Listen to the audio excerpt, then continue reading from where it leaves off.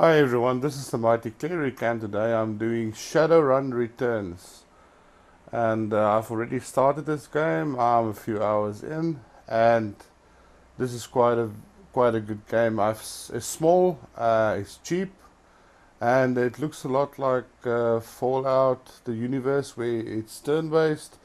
This is just with a lot of more dialogue, and the action is not as much as I would have liked. So this isn't based just purely on action. This is based on dialogue and a story as well. And the story plays off in the future, and you are getting a team together and you are investigating. It's like a private detective. And a mission I just finished is where I had this huge battle in this graveyard, and eventually you join a group where you've got access to people that you can hire, and some people, which is story based, you will actually get free. Like this person joins me on occasions, and he also increases skills as you do increase skills. You've got karma points, which you can use to upgrade, more or less like experience or skill points. And every mission somebody hires you, you will probably get money, and they call it new yen. It's like the yen symbol, and you can hire your team from that. And obviously, after you get finish the mission, you get paid X amount of money, which you can buy equipment for or save, because sometimes you want to hire better people or different. You can see there's different types of people. There's different races, and different races got different skills. There are people who are good at hacking. There are people who are close combat orientated, like this fighter with his samurai sword. And there are people that are mages that can use spells or elements or summon.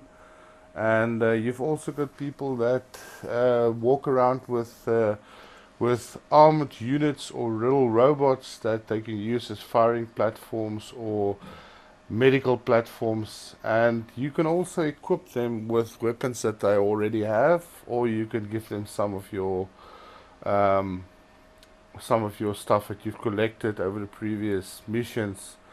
You can also go back to base camp once the mission is finished, or between missions, and you can go to your locker and you can use different armors or even implants, like a Deus Ex game, for instance. We've got implants to increase your health, increase your distance which you can move, and we are currently investigating a cult. As you can see here, this is before a mission. You can add spells that you can learn if you want to. I'm playing basically a character that's all over the board, that can do spells and hack some stuff.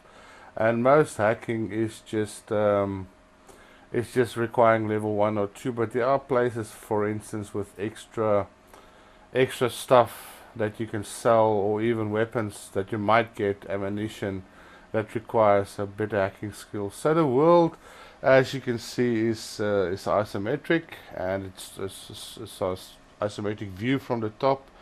Um, the down point is it is not as interactive as I would have liked. Referring back to the Fallout series or the XCOM series, where you can actually damage terrain.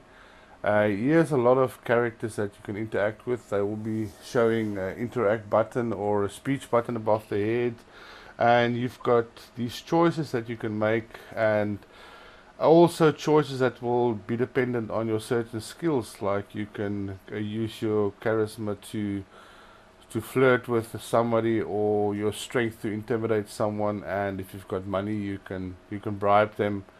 And the graphics is awesome. I love the steampunk graphics and settings, and I would have a lot of pointers where I can say, but I can surely increase, or the game can be better at certain points. But for this price I got it for, and the size of it, it's perfect. It's a really nice in between game. It's something to have in your collection, and there's a lot of reading. There's a lot of story based, where you actually interact with certain characters, dwarves, ogres, orcs. You know, the universe is full of interesting characters, and everyone looks different, and some even got voiceover, which is very limited, but it's still there. Um, and it's in a sense it's a puzzly game where they don't directly show you have to go here. Most of the time you've got a, a marker like a yellow one there, which show eventually you've got to go there. But sometimes you need to do things before you can actually access an area. Um, to go through there. This is the mission where I have to infiltrate the Brotherhood. It's like some sort of cult, and I won't tell you the story behind it. You've got to do that yourself. If a lot of people like this, then I can start the game from fresh, you know, because the first time I play a game is just to check it out, and I just fell in love with the look and the setting and the feel of the game. When you've got choices that you've got to make.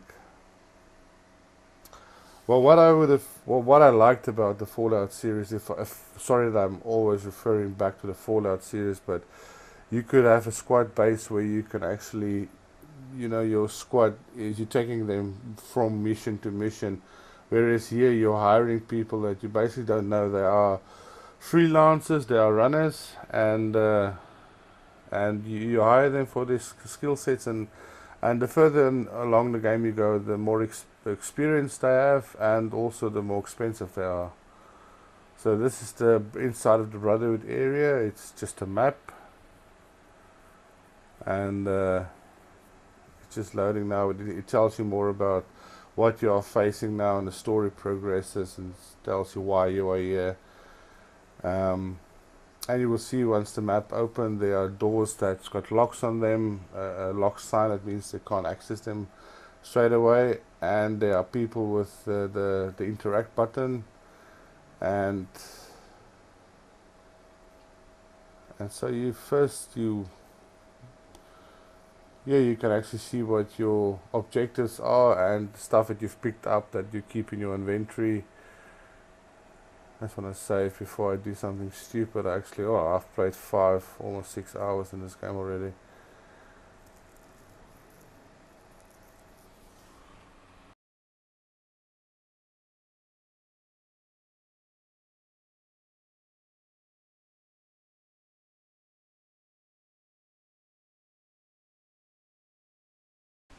What I'll normally do is I'll walk around. I'll speak to every person that I can speak to, just to kind of get the the feeling of the mission, what I should do, what they can offer, and the puzzles isn't difficult. You get the idea of, listen, this guy is for instance he's a janitor, and you will be able to bribe him. He's a low paid employee, for instance. Not this guy specifically, but later on. I'm gonna stop recording here because it's it's uh, it's slow going, and I hope you like it as much as I do. And if you're interested, just let me know, and I'll leave a comment, and I will bring you or show you more stuff if you want to see this game. Well, that's it for today, folks. See you next time. Thanks for watching. Please like and subscribe.